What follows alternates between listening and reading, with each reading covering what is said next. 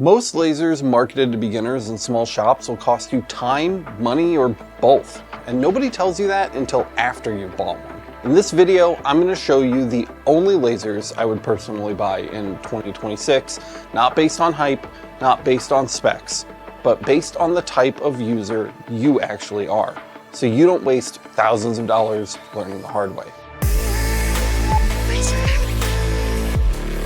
I've reviewed, tested, and run everything from entry-level diode lasers to full production machines. And the biggest mistake I see people make isn't buying the wrong brand. It's buying the wrong type of laser. So instead of a generic top 10 list, I'm breaking this down by real users, real workflows, and real use cases. Because there is no single best laser. There's only the best laser for you. If you're brand new to lasers, your biggest risk isn't power or speed.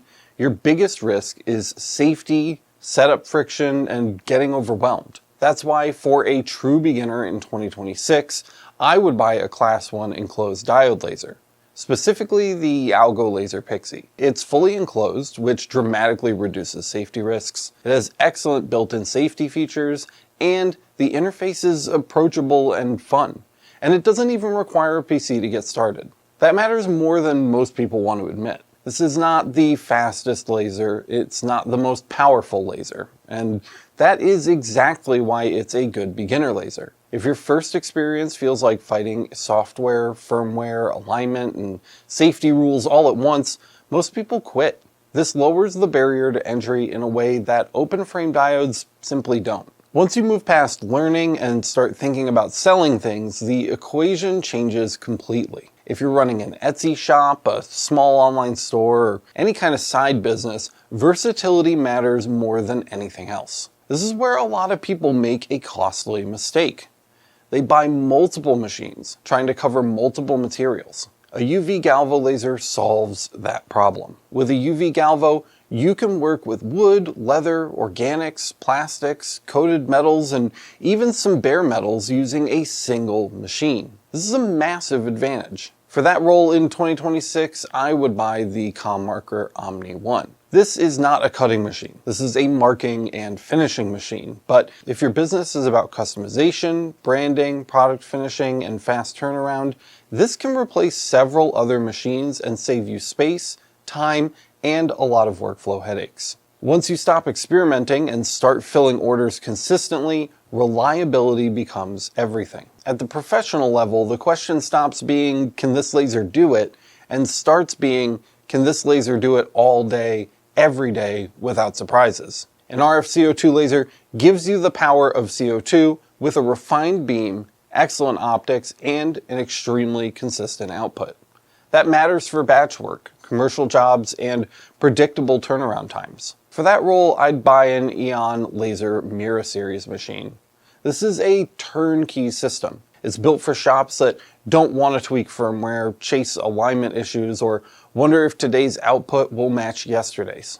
This is where buy once, cry once actually makes sense. There is one more category I want to talk about, and this one's a bonus. If you're an advanced hobbyist, someone who enjoys tinkering, a large Class 4 diode laser can still make a lot of sense. The Ortur LaserMaster 3 gives you a large 400mm by 400mm work area, multiple diode modules including 455nm and 1064nm options, and compatibility with a wide range of materials. It's also relatively inexpensive for what it offers.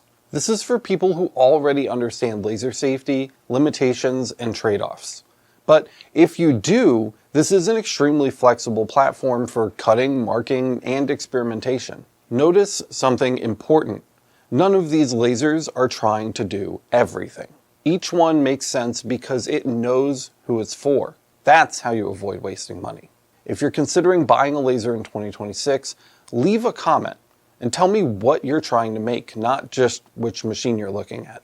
In a follow-up video, I'll talk about what I would buy second and which lasers I'd avoid altogether. Just don't buy anything until you watch at least one more video.